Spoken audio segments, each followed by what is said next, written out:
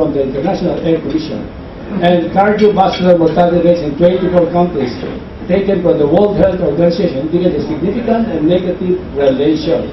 Okay, here is the incidence of heart attack. Okay, here is the egg consumption. As you increase the egg consumption from 0, 100, 200, 300, 400 per year, there is a rapid decline in heart attack. So the study shows eggs protect you from heart attack. So yeah, that's why I recommend 6 to 10 eggs a day because of this study. So this study backs me up. So that means now 3 of the highest egg consuming countries in the world, Japan, Spain, and France, are countries which had the lowest rates of cardiovascular disease mortality. The lowest incidence of heart attack and stroke on countries with so much egg consumption. That's why I recommend 6 to 10 eggs a day. That's from 2000 National Health and Nutrition Examination Survey from JAMA. Each Filipinos consume 35 to 50 eggs every year. Very low compared to other countries. Sa iba, up to 400 or more. The United States, which spearheaded the demotion of egg status, has now the worst incidence of cardiovascular disease worldwide. Its top 3 pillars, heart disease, stroke, and cancer, owe a great deal of the rise to the war on cholesterol and saturated fat. The Philippines, which is a consistent follower of American trends, also reports more or less the same trend, and now the highest in Asia. Because we follow American trends in lowering and saturated fat, we are now #1 in Asia. What? In the incidence of heart attack, stroke, and cancer. At least sikat tayo, #1 tayo.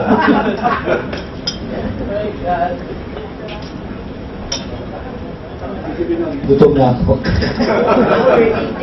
Walang problema. Kasi maghapon ako inside this room. Hindi po ako nagugutom. I eat my breakfast 6 o'clock in the morning. I eat my lunch 7 p.m. in the afternoon. That's my lunch. Alam ni Mrs. yan, di ba? Kasi po, nagtitipid ako kasi wala naman akong pera yung pagkakain.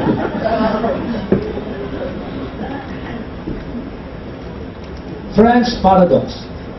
That's what the diet I use. French diet is inverted pyramid, high fat, high cholesterol.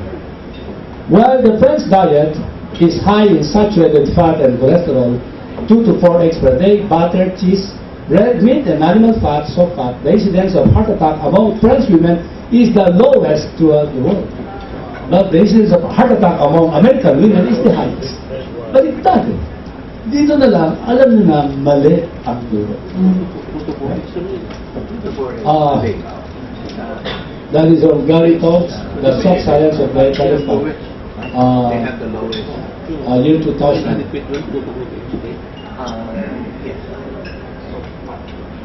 Cholesterol is good. 1 year after the National Institute of Health advised low-fat diets for everyone over 2 years old, epidemiologist David Jacobs at the University of Minnesota, Twin Cities, visited Japan. And he was shocked when he learned that Japanese physicians were advising patients to erase their cholesterol level. Naiwan na tayo ng hapon. Okay, because low cholesterol levels were linked to hemorrhagic stroke. Alam niyo ba ang hemorrhagic stroke? Susunod doon, punulala na. Wala nang gagawin doon, okay? This low cholesterol stroke relationship was proven by the Mr. Fit. Ito, natapos na yung Mr. Fit. MR Fit data which even transcended stroke. Men with very low cholesterol, less than 160 mg per deciliter, tended to die prematurely from cancer. So, if you lower your cholesterol, the very first thing you get is cancer. Respiratory, ano yun? Mamamatay ka sa asthma, sa COPD, bronchitis, emphysema, and pneumonia. And digestive diseases, sira ang gastrointestinal tract, bronchitis, and trauma. Why trauma? Because you will commit suicide. You will commit suicide. While women live longer if their cholesterol is high, up to 1,000 milligrams. Conclusion, the lower the cholesterol level, the shorter the lifespan. When they launched the Mr. Fit, ang kanilang aim, okay, the higher the cholesterol level, the shorter is the lifespan. Baliktad ang lumabas. The lower the cholesterol level, the shorter the lifespan. Okay? Japanese study to prove that low intakes of saturated fat and animal protein increase the risk of intraparenchymal hemorrhage. Okay? Result, 14-year study. 40 to 69 years old, 4,775 Japanese. Result, our data obtained from study participants confirmed that a very low intake of saturated fat is associated with increased risk of parenchymal, intraparenchymal hemorrhage, approximately less than 10 grams per day. And that is what they want to achieve sa prudent diet. Dadami ang stroke. Okay. The results also emphasize the protective effect of animal protein against stroke substrate. So, kumain na po kayo ng karne kung ayaw na ng stroke. Cholesterol is good. Okay. Composition of artery clogging fats. Ano yung bumabara sa stroke at saka na heart attack? Yun yung artery clogging fat. In human aortic plaques. Okay? This from the Wine Institute for Research. Okay? London study. Published in Lancet 1994. Ang bumabara, what is clogging is polyunsaturated fatty acid. 74% found in the one clogging the fats, but saturated fat is only 26%. So what's killing people is polyunsaturated fatty acid. It is causing stroke, it is causing heart attack, it is causing cancer. Conclusion, no association with saturated fat.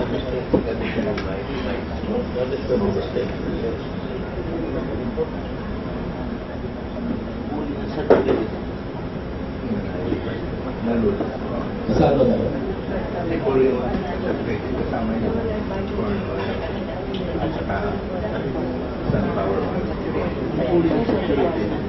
No association with saturated fat. So what's the cause? Polyunsaturated fatty acid, corn oil, sunflower, and sunflowers as primary contributors to aortic plaque, leading to heart attack and stroke. So nakita niyo? Yes, sir?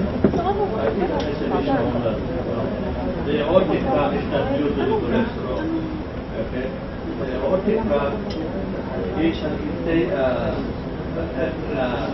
capacity of the body to try to heal itself. Not because of the cholesterol, but it's due to lack of vitamin C.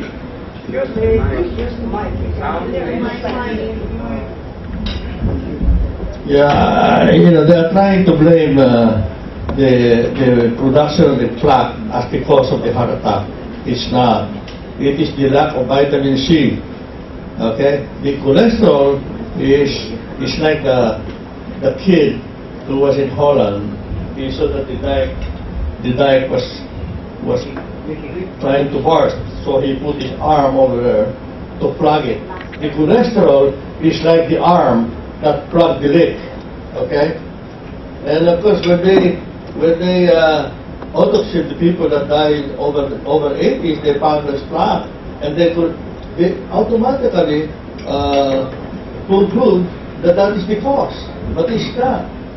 Let's say it is the lack of vitamin C, which is the one that will strengthen up the lining epithelium or the endothelium of the arteries, and you prevent this hemorrhagic stuff and so on and so forth. The other thing that they have that these studies are all a attempt of the power that be to derail again the narrative that he is presenting to you. It's the diet, which is very, very good. I agree with him 100%. But this is an attempt to sideways it in order to continue the same thing that they could sell drugs and so on and so forth. And we become willing participants by keeping prescribing all of this medication that is doing harm to the patients through the liver, through the kidney, and so on and so forth. Of course, when you do that, you have the kidney center making money. Thank you, sir. Sir, will you please introduce yourself? You're a doctor. I'm Dr. Vizcarra. I just retired from the States. Of course, I was like him. I was being ostracized. They forced me to close my office because I was curing people right and left. And the powers that be doesn't like me. How did they close your office? Well, they asked me to close it, otherwise they'd put me in prison. Because I'm back in the system. Okay? I am back in the system. So, my wife says, why can't you not practice the same way as the other doctors does? I said, well, when you see the light, you can't go back to the dark. And this is the thing, he saw the light. And of course, he doesn't tell you the way I talk to say, you know, stop prescribing anti-cholesterol medication, because it's not helping, it is killing people. When you lower the cholesterol, it is not the lowering the cholesterol that really that bad. It is when the body tries to produce cholesterol to keep it up. Your body attacks your muscle. Okay, so you lose your muscle, bulk of your muscle, and guess what? So your heart is made of muscle. That's why they develop that. Isn't it? Yes, sir. Okay. So it is a simple thing. Of course, when he made his presentation, he saw so many, you know, lips and turns, you know, and it's very simple. I was invited to talk in Fort Lauderdale, and Dr. Michael is a big office. And I told him, you know, Dr. Vista, you blew everything that I have learned in 20 minutes. And he consulted me about his cancer patient. And I told him, well, what should I do now? I said, well, start using hydrogen peroxide, IV. How are you going to do that? Because we were told how to use, not to use hydrogen peroxide because it was worth the red blood cell. I have cancer patients, leukemia patients, and that's what I use, and they get better. And of course, high dose vitamin C. There's no overdose. I could give 3 million milligrams of vitamin C a day. Even stage 4 cancer, they get well. I am not. Yes, sir. Also, thank you for your comment. I agree with him that plaques in the aorta and the are caused by oxidative damage, and they can be prevented by antioxidants. Vitamin C, vitamin E, glutathione, all of this will prevent oxidative damage. So all of this will prevent formation of plaque formation. That's why the drugs, statin, high-grade drugs, they only prevent heart attack by preventing oxidative damage. That's the effect. The effect on cholesterol has no effect on lengthening the lifespan of the patient. It is not on the cholesterol, but these statin drugs are effective. They are effective in preventing causing oxidative damage, because oxidative damage is the root cause of plaque formation, is correct. But that can be done with the use of fruits, vegetables, vitamin C, vitamin E, and other things. So that is the effect of statin. But the statin capacity to lower cholesterol has no correlation with heart attack. Okay? Thank you, sir. Thank you, Mr. Secretary. Tapusin ko na. Another thing is about the suicide, you know, not for suicide. Of course, the number one is surgeons, and the second one is psychiatrists. I think it's got to do with the type of practice that they do. There are so many things that are not under the control of the surgeon, and there's not a lot of things that the psychiatrist can control. So, out of desperation, they kill themselves, you know. Okay, sir. If you have any question, I'll be glad to answer any question you have. Okay, very simple thing that I'm going to tell you. We live in a polluted world. Okay? The water is contaminated, that's why we drink bottled water. Alright? The air you breathe, right there, outside, all contaminated. Alright?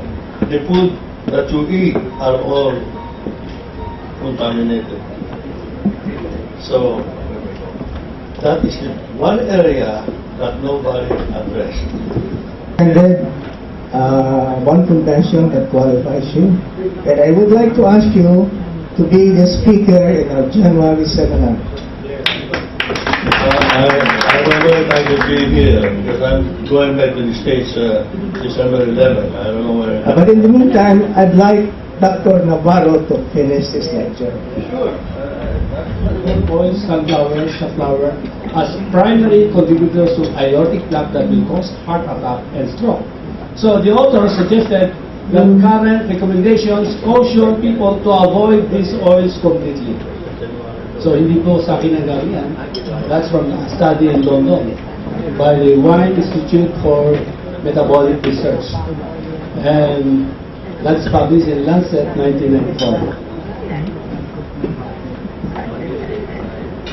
Meta-analysis of several studies comparing polyunsaturated fat, corn oil, monounsaturated fat, olive oil, and saturated fat. Yun po, yung mga beef belly, animal fat, at saka full cream milk, nandiyan, as source of dietary fat on those who had a heart attack.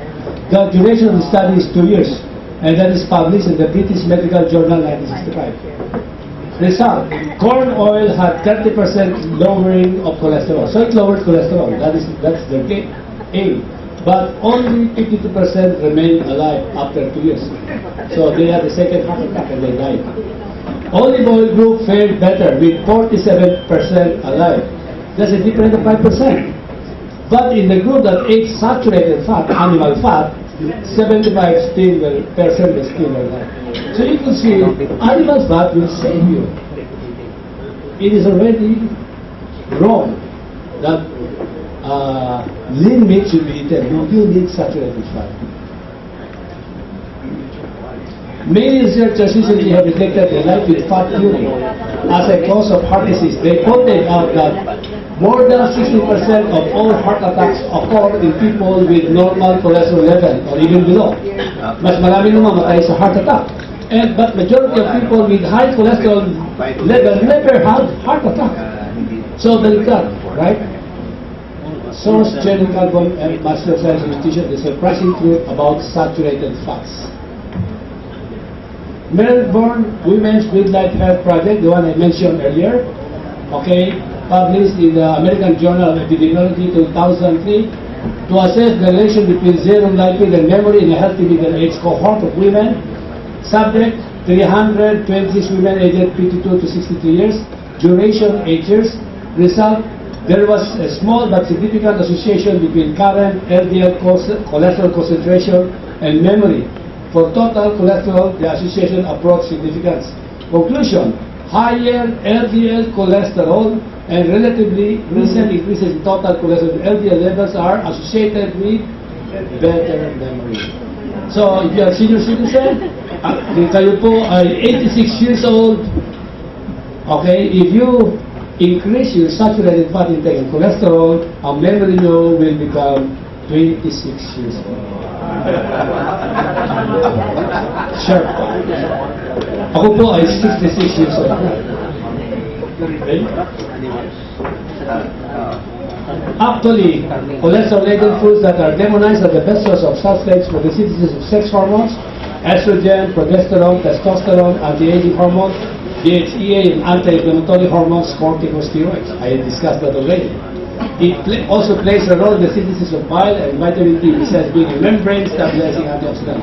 Because of these and other properties of this food, they are now considered as what? Functional food. When you say functional food, that will save you. It's good to prevent. It's good to treat all diseases. Okay, what are these functional food?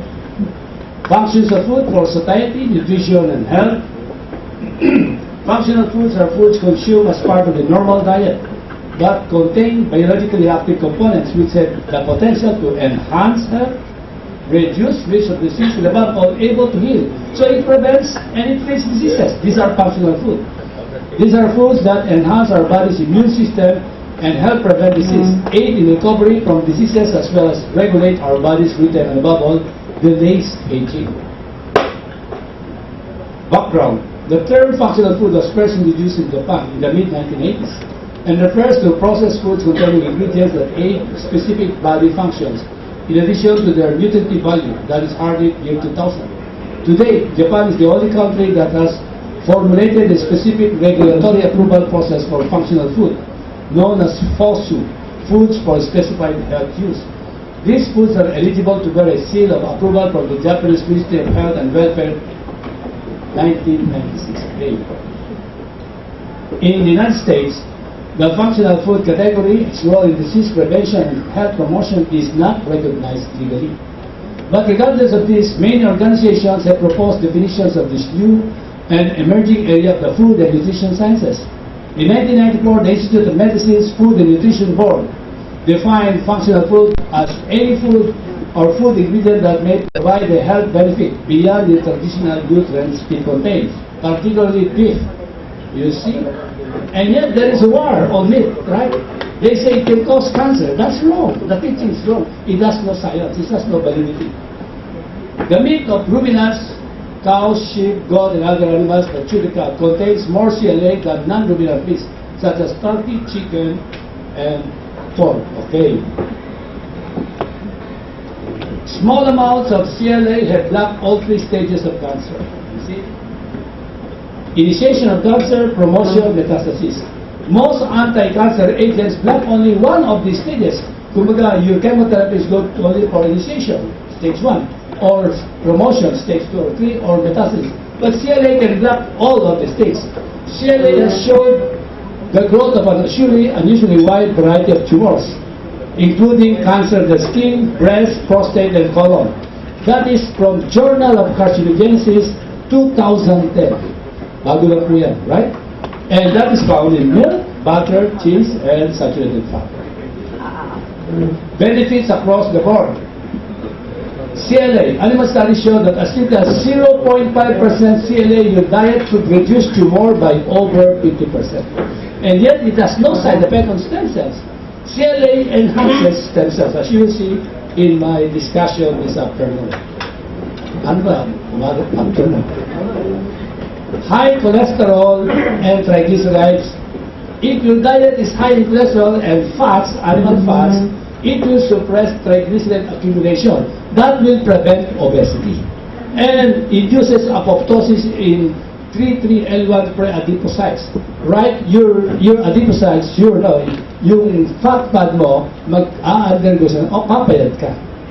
So, that is you can understand what is causing cancer is pyramid diet, high carbohydrate. It's not fats, it's not cholesterol. Okay. Diabetes. CLA actions actually mimic the effect of synthetic drugs. I discussed that. You increase your intake of milk fat, you control diabetes. So diabetic patients are hopelessly diabetics until they die. Para silang Tom Dooley. You know Tom Dooley? Hang down your head, Tom Dooley. Hang down your head and cry. Hang down your head, Tom Dooley. Poor boy, you're bound to die. If you're diabetic and you don't eat fats and you don't eat full cream milk, you're bound to die, like Tom Dooley. So, matandaan yan. Okay. CLA's action actually the effect of synthetic diabetic drugs. Okay? That is from another journal, Diabetes Journal. Okay? Diabetes, okay. Maintains insulin sensitivity and non-inflammatory pattern in adipose tissue in mice. CLA prevents inflammation. Beneficial in lowering body fat, prevents obesity, with even greater improvement in those who combine exercise with dietary intake of CLA. Significantly reduce fat and increase lean body mass. That is from Journal of Nutrition 2005. So you see the benefits of saturated fat. Inflammation. CLA supplementation resulted in significant improvement in clinical manifestation of patients with rheumatoid arthritis. You see, butter contains Wilson's factor, which is very important for arthritis and to reduce the pain and inflammation. And that's also because of CLA. Kidney disease. Dietary CLA decreased weight loss and extended survival following the onset of kidney failure in mice. Okay? That is from Lipids 2003. Dietary conjugated linoleic acid protects against end-stage disease of SLE. Okay, immunotoxicology 2003, and cardiovascular disease, decreasing risk of cardiovascular disease by improving cholesterol profile. Okay, that is Journal of Lipidology. Okay, allergy. As I was telling you, allergy disappears very fast with my patient. CLA showed anti-pruritic activity, yung nangangate, kamot ng kamot, right? With significant inhibition of scratching behavior induced by compound 4880. A histamine release agent. Compound 4880 will cause scratching and allergy. When painted on the skin, CLA also inhibited compound 4880, platelet activating factor, protease-induced scratching behavior, and compound 4880 induced vasodilation of the skin. So it's very good for those with allergies. Immunity. Compelling evidence is available which demonstrates the ability of CLA to modify soluble factors and mediators of immunity such as eicosanoids, prostaglandins, cytokines, and immunoglobulin production, so that they won't be, all this immune response, if they are over, there'll be a big problem. So the immune response is okay, but not too much. If it is too much, it will cause inflammation. Okay? So CLA modifies the immune response. Branched chain amino acid. Where do you find them? You find them in whey milk, raw milk, egg, and red meat. You see how important egg and red meat? Branched chain amino acids, they are what? They are LIV. Leucine, isoleucine, and valine. LIV. In diet, improves insulin resistance and inhibits the activation of the IGF, insulin growth factor, IGF-IR axis, insulin growth factor, insulin resistance axis, receptor axis, thereby preventing the development of colonic premalignancies.